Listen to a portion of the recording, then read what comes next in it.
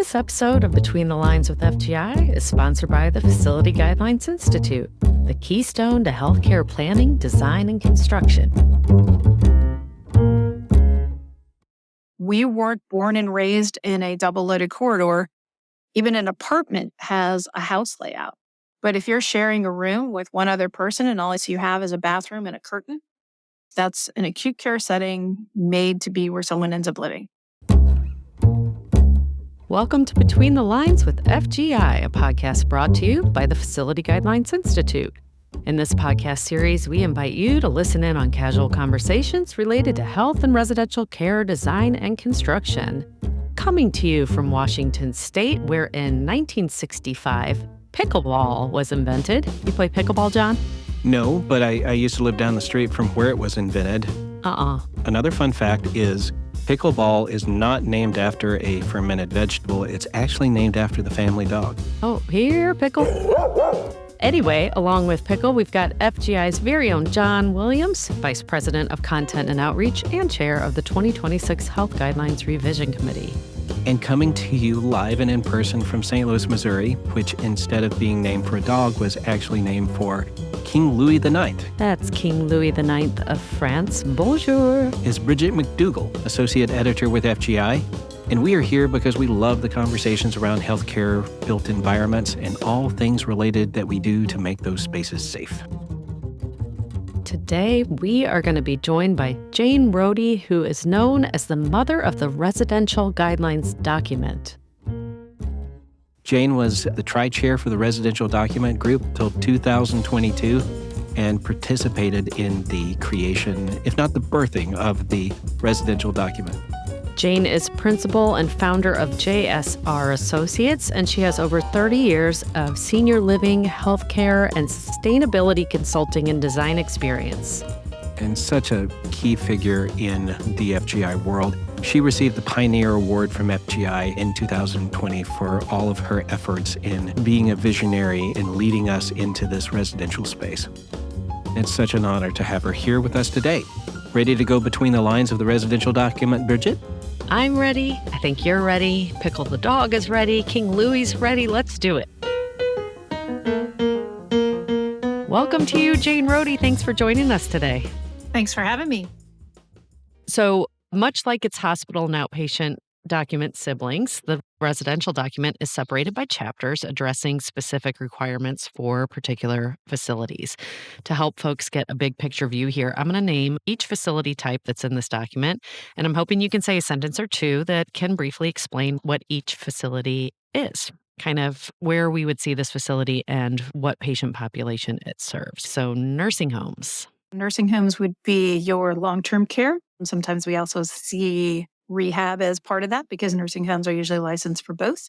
The care population is usually a certain number of ADLs that cannot be handled or maintained through assisted living. ADL, Jane, help me. ADL. Oh, sorry. Activities of daily living, things like bathing, toileting, changing your clothes, feeding, that kind of thing. But basically, the care population is a higher frailty, either mobility-wise and or cognitive-wise, depending on the resident themselves. Okay, hospice facilities. Hospice care is really for those who are terminally ill and working through the process of passing to the next world. It's basically to allow someone to pass with ease. And you want that to be in the most comfortable, amazing setting possible. Services can come to your home. Services can come to assisted living, but then there's also dedicated hospice facilities. Those are usually licensed under nursing homes, depending on the jurisdiction. So it really depends on, like everything, as we know, John, right? Exactly. And everything depends on the jurisdiction. So I want to jump in here with another question, because I think in the same space, there's this term floating out there that I hear in a lot of contexts, and it confuses people. So skilled nursing facility, or SNF, or like I call it SNF. Where does that fit? So that would fit under nursing homes. And the reason we utilize the more generic term nursing home instead of using SNFs or skilled nursing facilities, because that's what we started with. The reason being is that there are many jurisdictions, and one that I happened to be working with at the time, that actually they licensed nursing homes, but they had a different licensure for skilled nursing facilities because it had a higher level of staff requirements and some other things that they required. So we thought nursing homes was the most generic terminology that we could use. Most states do license to the skilled nursing facility level, but the criteria is the same. So if somebody adopts the guidelines to use it as code and licensing code in their state, we would say that the skilled nursing facilities would fall under nursing homes. Hey everybody, it's Bridget of the future, talking to you all of the present. Okay, so when we were doing this interview, I started off by asking Jane to tell us about each specific facility that's listed in the residential document book. And then we all got so into the conversation, we kind of just let it naturally go on some twists and turns. And while we got to them all, I didn't want to leave you all hanging with thinking that you were getting a list. So here it is. There are 9 different facilities that are covered in this document. We talked about nursing homes and hospice facilities. Coming in at number 3, assisted living settings. Number 4, independent living settings. Number 5, long-term residential substance abuse treatment facilities. Number 6, settings for individuals with intellectual and/or developmental disabilities. Number 7, adult daycare and adult day health care facilities. Number 8, wellness centers. And rounding it out is number 9, outpatient rehabilitation therapy facilities. Back to your regularly scheduled podcast. Is there a way that you can help folks understand kind of the totality of what's in this document and what kind of spaces are broken down into what pockets? So how we evaluated it was to look at the continuum of care, putting together the different pieces and parts. So that's why we have non-residential support facilities that are also included. That's things like adult daycare, adult day health care, what we call PACE, Programs for All-Inclusive Care of the Elderly, and why we also evaluate outpatient rehab. I think that there's a thought missing that usually we look at it by diagnosis, not by demographic. So we try to encourage people to look at it from a demographic perspective because who's using most healthcare? Older adults and older staff. When you start to get into the 45 to 65 as your average age for a nurse, you also start having some of the same issues, whether those are mobility issues, those are sight issues, acoustics or hearing issues. So that's kind of the bigger bucket.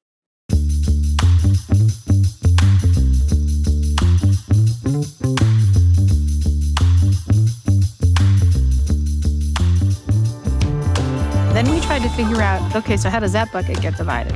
And that's how we ended up with residential health facilities. So those are places where specifically health care is needed because of basically a diagnosis or your activities of daily living not being able to be met.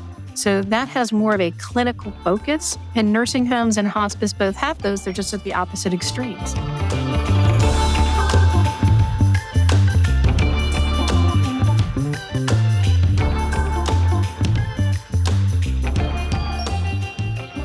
And then residential care and support facilities, some are licensed, some aren't, right? So assisted living can be unlicensed or licensed depending on the scale, size, how many people, how many residents, and what state, county, and township you're in. Independent living, not licensed. However, if it's going to be for affordable housing, a lot of times it's age restricted. So then we want to look at the independent living and the components of that and what are the congregate care or the potential other services that might be adjacent or part of that. And the other 2 chapters that came up in 2018 and then in 2022 were the ones for long-term substance abuse and treatment. And that was because we realized that any age can have these issues, but it's really considered a long-term setting because it's longer than even a week or 3 days or 2 days or whatever. So we worked on that using different protocols in different states. And it's the same with settings for individuals with intellectual or developmental disabilities. Typically, the terminology used state-wise is group home. But a lot of times we use that for older adults too, because it fits the criteria better.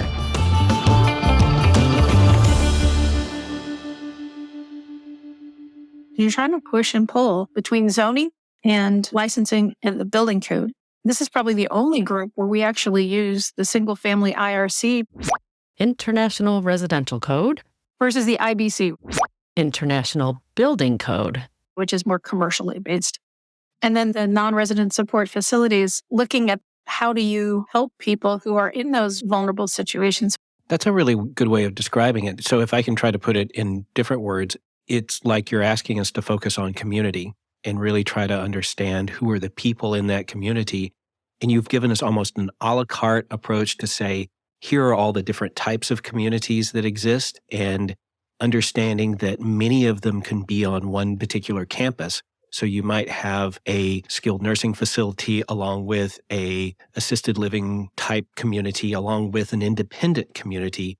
And how do those coexist and sort of play together on that same campus? And how do we calibrate requirements and minimum safety kind of considerations to each of those different communities?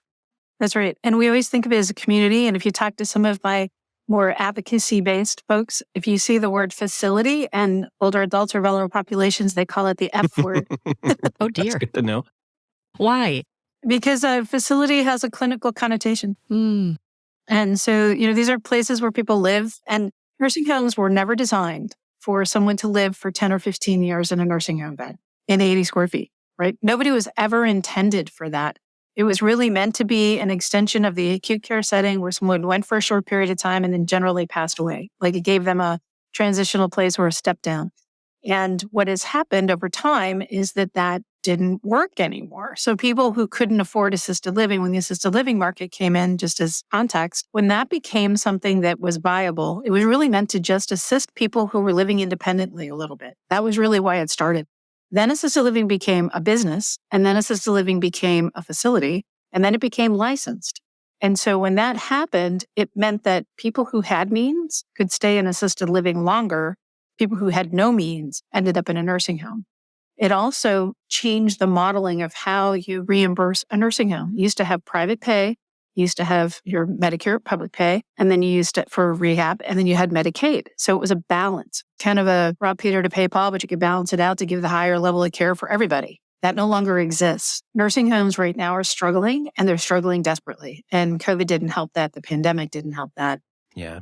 And, you talk about reimbursement driving a lot of different creativity. And even over the past 20 years, I've seen so many different iterations of people trying to figure out a way to balance reimbursement and the needs of the community and make it work. And it takes a really interesting, almost mishmash of different settings and different communities sometimes to make that work. And I think that's what this document is engineered to do, is help you understand that and go, all right, you want to create anything that exists today or anything you can imagine in the future. Here's a way to parse through it on a community or setting by setting kind of basis and come up with that solution. So yes, my practice right now is very much in the intergenerational living modeling. We started a nonprofit specifically to look at that. So as a result of that, though, all these different pieces and parts come to play. So we might have assisted living or even nursing in a small house model coupled with independent living that's actually intergenerational instead of only dedicated to older adults. Because again, anyone can be vulnerable at any point in time. So we've spent 2 episodes earlier this season talking about the importance of functional program and how just imperative it is to the success of a project, and having the right people at the table for those initial discussions before a facility takes shape. Let's say I want to open one of these intergenerational kinds of models, or I'm a designer that's working with that kind of facility. Who are the right folks that should be at the table during that functional programming process? So I'm going to talk community first, and then I'll go down to building level. When we look at the community, we do this in a very grassroots way because we believe that unless you understand the services that are provided in the community at large, you have no way of understanding what should be programmed. So if we want to talk to people, we would call the local senior center. We would talk to the area agency on aging. We might talk to the state. We may talk to the local home health care provider who has physical therapy available. Is one of the colleges involved? Who is the health system? How does the health system work and what are they providing? What we look for is commonalities and then gaps. So let's take this down to the building level. In my work, I always look for the disconnect. We call it the 60,000 foot functional program. It's not the part of the functional program that you submit to your regulator or to your AHJ, but this helps us format what a community may want to look like. It's a pregame. It's a really good way to put it. It's a pregame show. And so when we do that, it really helps people position their mindsets. And then a lot of times my clients will use that document throughout as the go back to. And it's like, oh, well, wait a second. We made this change, but didn't we need that for something? So we try to get people to use that document throughout the design process. So it's almost like a tool. When we get into the specific functional program, that's my nitty gritty that I love the most. And that's how we structured the one in the guidelines.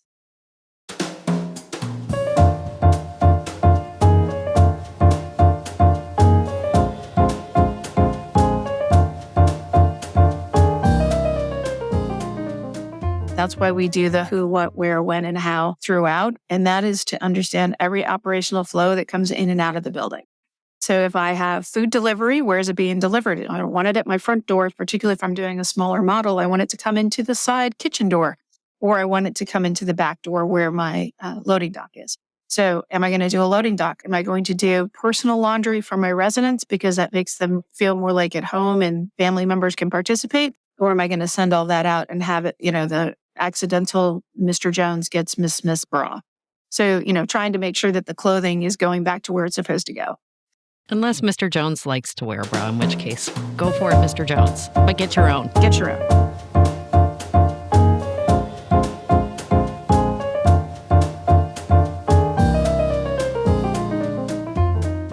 When we do functional program, we meet with every department group. It's all about a matter of what they understand and what they don't understand, and then how that applies. And then when they see it, they're like, best to go do a journey. We call it learning journeys, but it's taking somebody off to the learning journey to go, this is what it would work like. Think about an elevator being centrally located in a building. When you get off that elevator, what if instead of you getting off that elevator, you actually went into 3 front doors, and those front doors then became the household for into the kitchen, and then into the dining room, and then into the living room space, and then your bedrooms are a little bit further away. That would be the process of what you would have to think. Getting staff who are used to working in a departmental vertical way. Oh, so I don't have to take my housekeeping cart to every household and to everything. Nope, we put a housekeeping cart right there for you. And then the nighttime staff will restock it for you. Okay, I can do that. But they need to think through it.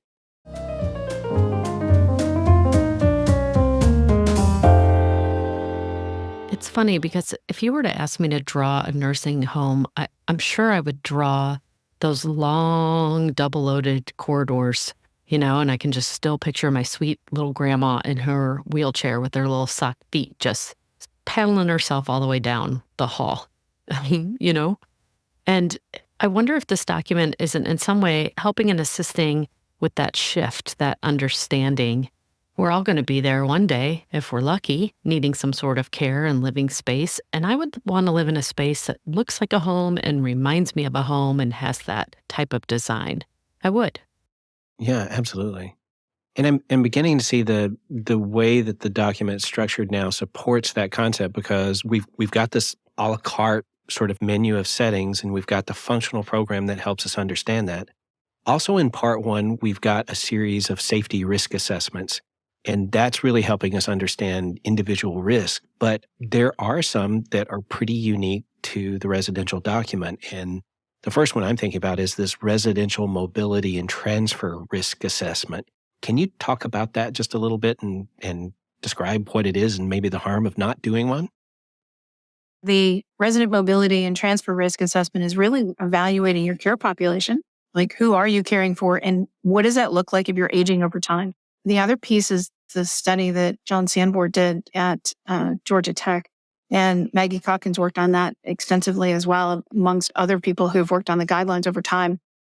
Grab bars for transfer and mobility were designed for veterans returning from Vietnam. So the dimensions are too high and the placement isn't right, because you always notice that there's that grab bar that's behind a toilet. And it's like, whoever uses that, usually there's like a towel hanging from it. And the reason is that it was meant for people who have upper body strength to do a side transfer out of their wheelchair. And older ladies were not positioned to be able to do any kind of transfer that would actually take that kind of upper body strength. So what we were able to do is provide an alternative grab bar scheduling. So even if your local authority is going to require certain ADA compliance in certain number of rooms or whatever it might be, the rest of the rooms could all go along toward the resident mobility. So for example, we would look at how are you going to be transferring people? Where are you going to be transferring? I'm sure when we're talking about transferring and risk assessment, fall risk, that bathrooms are one of those spaces that need a lot of attention. What are some of the design considerations around these spaces, with showers particularly? Where we really see it is when people don't have the vertical grab bar coming out of the shower, because that's the one that they hang on to as they step out and reach for their towel.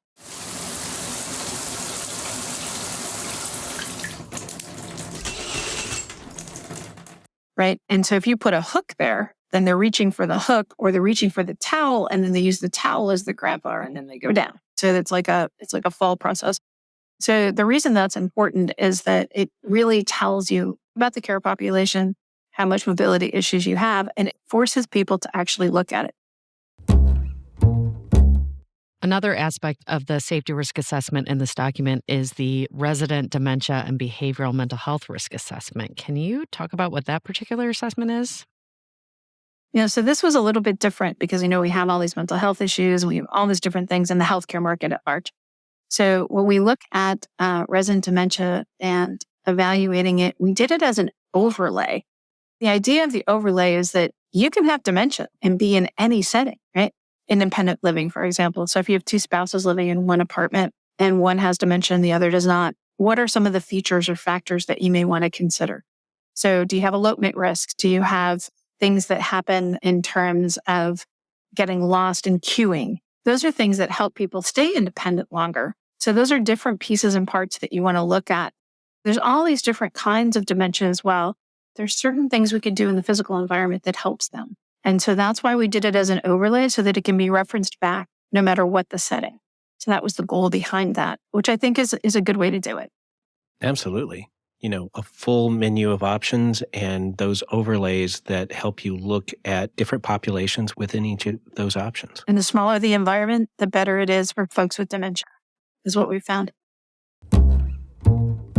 I went back onto the Facility Guidelines Institute YouTube channel and watched some of your videos from 2018 where you were talking about the residential document.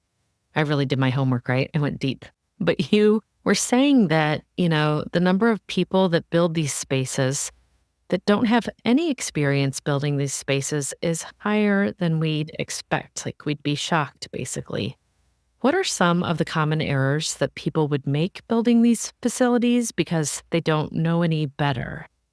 The one I see a lot is the architectural need to be lofty and big and tall. Because most people need to be in smaller spaces where there's some decent acoustics so that you can hear each other and you can also still be able to have a dialogue or, we love open kitchens. Everybody loves open kitchens. However, larger the population, larger the open kitchen, the less people can hear. So that's one area that we see quite a bit. Also the lighting. So you're in your community spaces. People are starting to tone down for the day. So you start to tone down from blue lights into amber lights. Then they go out into the corridor and it's all blue light. So by the time they get back to their nice little resident unit, whether it's an apartment or their room, and it's all calm light again, they're all wound up again because the circadian lighting kicked them back up to daytime instead of going down towards sleepy time. So there's things like that people don't know. The other one we see is the lack of color or contrast used in the right way. So if they don't know a handrail is there because the handrail is white and the wall is white, they don't use it because they don't know it's there. We also perceive space by the edges. So you use a dark border and then a really light middle. People think the middle is either a hole or a step up or something else inperceived. Again, you stop, and when that pause of not being sure is when often falls can happen. Those are some of the errors that we see that are very common. It doesn't have to be that way because most of the fixes are actually just a little bit of planning. There's not a lot of cost in it. It's just understanding who's using it and how are they using it and how can we help them use the space better. Sometimes we'll do mock-ups where we actually lay it out and then the staff will run a wheelchair through it because they can't necessarily picture what it means on a drawing. Drawings don't mean anything to someone who doesn't read architectural drawings. We had one session years ago. It was a greenhouse project ask type model. And I can still see the elderly gentleman. He was a part of the architecture team. He was 86. And most of my client base was like in their later 70s. And we mocked up the bathrooms, and we mocked up an entire household using tape. And they're like, we can take some room out of this. Let's put some more room in the bathrooms, or let's put some more room in the resident rooms, right? And that was like a day period of time to develop a functional program around what would work and what won't work. So for us, the functional program is very, very important because it talks about how you're going to do it and how you potentially could do it. Typically, when we do culture change processes, about 95% of the people who you work with are all for it because it's their heart. I mean, who else works in long-term care unless you have a heart? I had one staff member, she was a housekeeper, and she made it all the way through COVID. And I said, well, it's part of your heart. And she burst into tears. And I was like, yes, it is part of your heart. It'll always be part of your heart. Jane, your heart is all over the pages of this document. And to think of the reach that you've had because of the passion that you have, that's special. The work that the guidelines committees do and the amazing passion and strength behind all those volunteers and all the calls and the amazing staff and everybody else that's involved in it, I couldn't match it in any way, shape, or form. Maybe it was just one of the most amazing things in my life.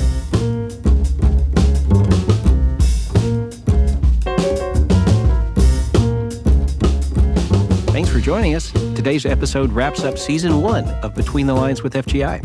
Hey, we have had a great time interviewing guests and having you along with us for Season 1. We sincerely appreciate all the positive feedback we've received. If any of you are keeping those good thoughts to yourself, please share them with us. We'd love to hear it. Head on over to Apple Podcast and leave us a review. Also, we're developing a schedule for Season 2. So if you have ideas for topics or for guests, please get in touch with us by writing to us at podcast@fgiguidelines.org. And you know, Bridget, I was just thinking, if we had a list of guests, we could even ask our listeners what kind of questions they might want to ask. Sure could. And if your company or your organization is interested in sponsoring an episode or a series of them, get in touch with us and find out how you can hear us give you all a shout out at the beginning of our episodes. Reach out to podcast@fgiguidelines.org for more information. Many thanks also to Neil Kane and the Neil Kane Trio for the use of his song, Skip to My Lou. You can find it on the album of the same name. Bye, everybody. Have a great summer. Have a great summer, folks. Bye, Bridget. Bye. Bye, John. Bye. I had to give you another bye because that first one was like, bye. Bye, Lewis. Bye, Lewis. Bye, Pickle. Bye, Skip to My Lewis. For this season ender, Neil Kane and your trio, take us out all the way to the end, would you? See you next time.